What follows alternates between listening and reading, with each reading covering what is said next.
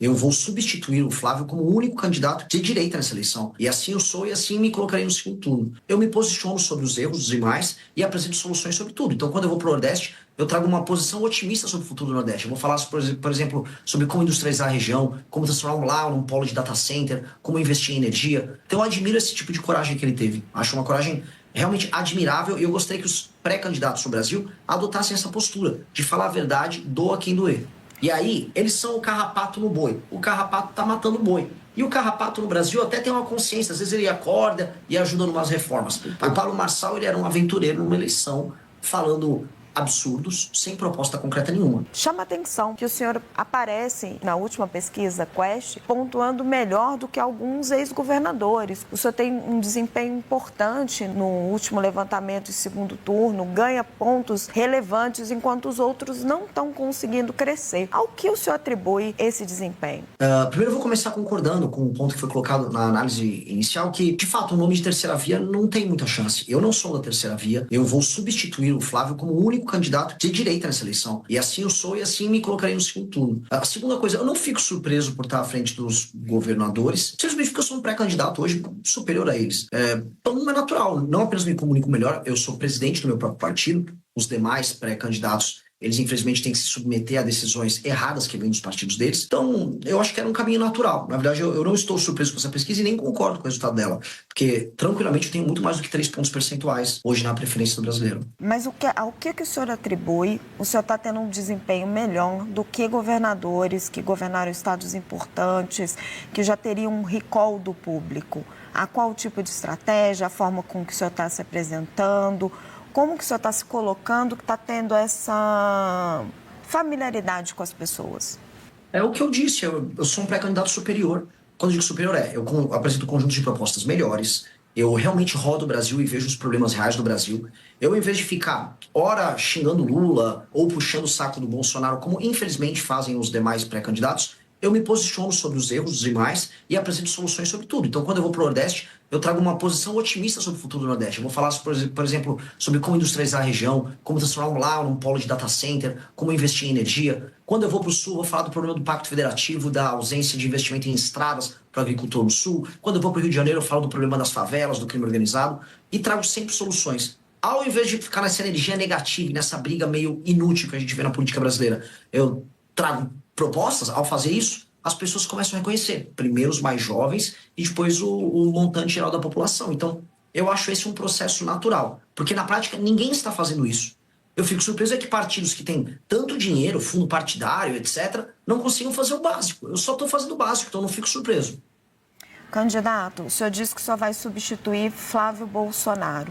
E nas suas redes sociais, os seus vídeos fazem muitas críticas a ele, até mais do que ao presidente Luiz Inácio Lula da Silva. Por que o senhor acha que só é um candidato melhor do que Flávio Bolsonaro? Eu não estou envolvido em escândalo de corrupção e eu tenho proposta. É muito, muito simples. Ao não andar no jatinho voar caro, ao não ter, sei lá, parceiros meus que praticam rachadinha, ao não me envolver com o Bacelar, com o TH Joias, eu me torno uma pessoa, do ponto de vista ético, muito diferente dele. E eu não fujo de apresentar propostas, mesmo quando elas são impopulares. O Flávio fez uma declaração recentemente dizendo que, olha, eu não vou apresentar nenhuma proposta porque eu vou perder voto. Eu não, eu vou falar tudo que precisa ser feito, mesmo que isso me faça perder voto, senão eu seria um estelionatário. O estelionato eleitoral é justamente mentir para o eleitor. Falou que vai fazer A e depois faz B. E sobre bater nele, no Lula, depende do dia. Tem dia que eu vou bater mais nele, tem dia que eu bato mais no Lula, depende do que cada um aprontou no dia. Pré-candidato, a minha dúvida é justamente em como que isso pretende atrair esses eleitores de Flávio Bolsonaro, porque tem uma parcela da direita que de fato parece ser fiel à família Bolsonaro, né, ao nome da família Bolsonaro, aquele em torno de 20% a 30% do eleitor que parece que não desiste de votar na família, independentemente de denúncias que aparecem ou não. Como que o senhor pretende conquistar essa parcela do eleitorado, já que o senhor já se vê num segundo turno? Sim, então no segundo turno, muito simples. Esse eleitor, ele vota contra o PT. Antes de votarem na família Bolsonaro, esse eleitor votava até em candidatos do PSDB no segundo turno. Porque o foco era derrotar o petismo, que eles enxergam como inimigo no seu sistema de valores. Eu já derrotei o petismo, por exemplo, durante o impeachment da Dilma Rousseff. E aí basta eu mostrar para essas pessoas que eu sou melhor no enfrentamento ao PT, que eu sou mais vencedor nesse enfrentamento ao PT do que, por exemplo, o Flávio Bolsonaro. E aí é uma questão de convencimento deles no segundo turno. No primeiro turno, se essas pessoas que são muito leais à família Bolsonaro quiserem votar no Flávio, elas votam. A questão é que elas sozinhas não são suficientes para colocá-lo no segundo turno. Tanto que o próprio Flávio Bolsonaro mudou a estratégia dele para tentar acenar para outros eleitores e ele não está conseguindo convencê-los. Candidato, queria convidar o Yander Porcela.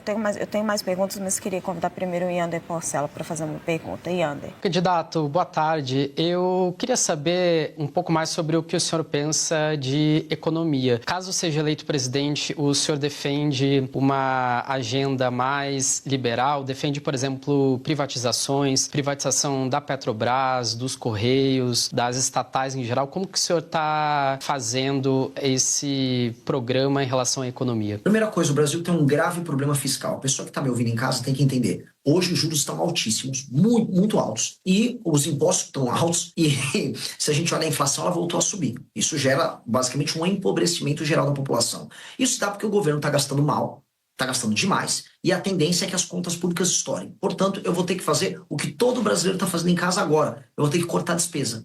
E eu vou cortar despesas começando pelos privilégios, começando pela elite brasileira, especialmente empresários que pegam renúncia fiscal, mexendo com gente do judiciário e depois indo para gastos estúpidos que acontecem nas áreas previdenciárias, por exemplo, privilégio na área da previdência e correções para fazer com que o Brasil, na parte de gastos e políticas sociais, funcione como os países sérios. Aí eu economizo e economizando os juros cai, o Brasil pode, daqui 1-2 anos, começar a cortar impostos, diminuir as alíquotas de impostos, e também a inflação diminui. Isso tem um efeito muito positivo na economia. Segunda coisa, privatizações. Depende da empresa pública. Correio tem que privatizar. Petrobras, hoje com o mundo em crise, com recursos naturais sendo utilizados como barganha, eu não entregaria uma empresa estatal brasileira para uma estatal chinesa, como a PetroChina, ou para a Aramco, que é a estatal da Arábia Saudita, que são as empresas hoje que estão aí no mercado olhando para a compra de estatais de petróleo de outras nações. Não farei, tenho que usar isso como uma reserva estratégica. Agora, para outras empresas públicas que não têm, vamos dizer, função de serem estatais, eu vou vender mesmo, vou privatizar. Candidato, o senhor já disse que é um admirador de Javier Milei. Por quê? Porque o Javier Milei ele foi muito sincero no processo eleitoral argentino em falar que eles precisariam fazer reformas muito duras e que as supostas políticas sociais que encheram o Estado argentino de gastos não funcionavam e que quebraram a Argentina. E ao falar isso, ao invés de ficar contratando um marqueteiro para enganar o eleitor com palavra bonitinha, ele cativou os eleitores para uma causa. Portanto, ele, enquanto presidente, está representando uma causa, que ele chama de enfrentamento à casta dos políticos e aos gastos exagerados, e ele começou a apresentar os seus primeiros resultados, como queda de inflação, redução do déficit na Argentina, que é absurdo, e começar a apontar a boas expectativas em termos de crescimento econômico lá. Então eu admiro esse tipo de coragem que ele teve. Acho uma coragem realmente admirável e eu gostaria que os pré-candidatos do Brasil adotassem essa postura de falar a verdade, doa quem doer. O senhor tem ideias econômicas muito consistentes, candidato. Como que o senhor pretende também fazer isso? Contar com o Congresso também para modificar a Constituição? Nós já protocolamos a PEC, que é uma PEC de ajuste fiscal, protocolada pelo deputado Kim Kataguiri, está no Congresso Nacional na fase de coleta de assinaturas, e lá nós temos todas essas alterações na Constituição para acabar com certas vinculações e indexações que fazem com que o orçamento estoure. E eu tenho como obrigação convencer o Congresso Nacional a votar isso ainda este ano. Ou seja, venci a eleição em outubro, e em novembro e dezembro eu tenho que trabalhar com o Congresso para fazer essa transição. Candidato, como acabar com a corrupção? Igual acaba com o vagabundo, o criminoso faccionado. Aumento de penas e fiscalização. O que breca o cometimento de crime sempre é, a certeza da punição e 2, o peso da punição. Se um bandido sabe que ele será punido e que a punição é pesada, ele vai deixar de cometer o crime. Aqui no Brasil, tanto para o crime armado, crime, vamos dizer, violento, quanto para o crime do colarinho branco, essas duas coisas são quase incentivadas. Mas ela está enraizada dentro do Congresso brasileiro. Como que o senhor conseguiria fazer isso tendo que lidar com esse Congresso?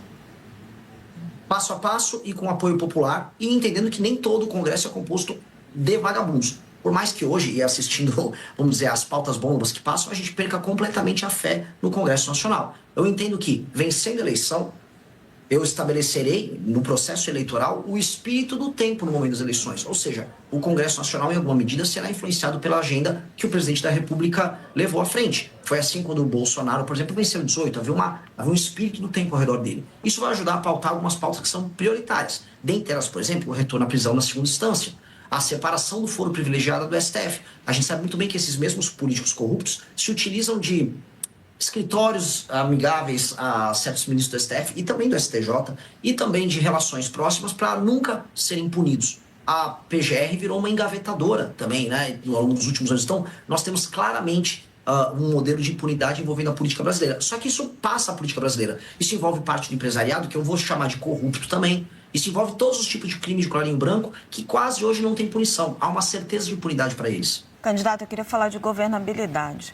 O presidente Lula está no seu 3º mandato, então as pessoas podem gostar ou não gostar dele, ele tem uma experiência enorme e está tendo uma dificuldade imensa para governar, porque tem um presidente do Senado com o qual ele está em conflito. Como é que o senhor, com um partido pequeno, iria governar o Brasil? O presidente Lula, quando a gente olha em perspectiva, ele tem uma fama, ele era um grande articulador, porque ele nunca executou.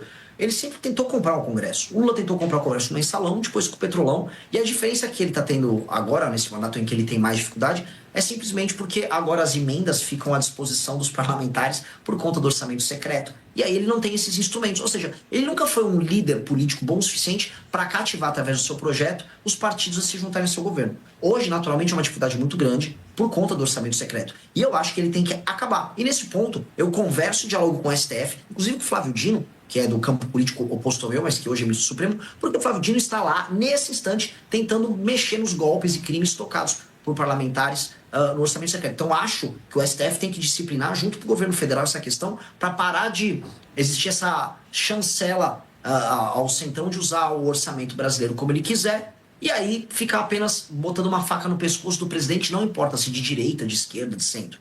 Essa é a primeira coisa, nós temos que disciplinar essa questão do orçamento. Segundo, eu vou fazer composição. O que eu não vou fazer é toma lá da cá. E eu vou compartilhar o lucro político das vitórias nossas. Ou seja, se os governadores participarem e com as bancadas estaduais participarem da minha vitória na desfavelização e no combate ao crime, eu entrego a vitória política de mostrar essa conquista para todo mundo. Não tem problema nenhum. O que eu não vou entregar é vitória econômica, vitória financeira, entregar ministério de porteira fechada para as outras pessoas fazerem negócios, como acontece com uma tradição em Brasília. Se, entendam, você mesmo citou, se eu fui eleito um partido que foi criado há 6, 7 meses atrás e venci as eleições, significa que o que eu digo é tão importante que o brasileiro falou, coloquem ele lá para mudar essa relação. E eu vou chegar lá para estabelecer uma nova relação.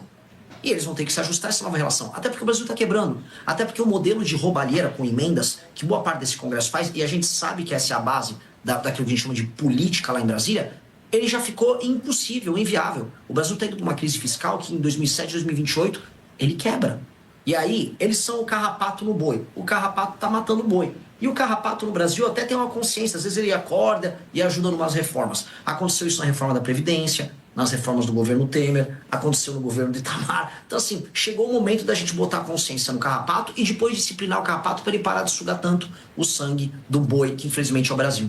Fala, meus queridos, aqui quem fala é o Alan do canal Inevitável Cortes, e no meu segundo mês postando cortes aqui no YouTube de figuras do Partido Missão e do MBL, eu faturei cerca de 25 mil reais, ou um pouquinho mais de 4 mil dólares. E se você tem interesse em estar criando o seu próprio canal de cortes, eu preparei um treinamento 100% focado, mostrando o passo a passo para você estar conseguindo fazer seus cortes de figuras do Partido Missão e do MBL. Para acessar o treinamento é só clicar no primeiro link da descrição ou ler o QR Code que está aparecendo aqui no meio da tela agora. E se você gostou desse vídeo, não se esqueça de deixar o like e se inscrever no canal. Te vejo no próximo vídeo.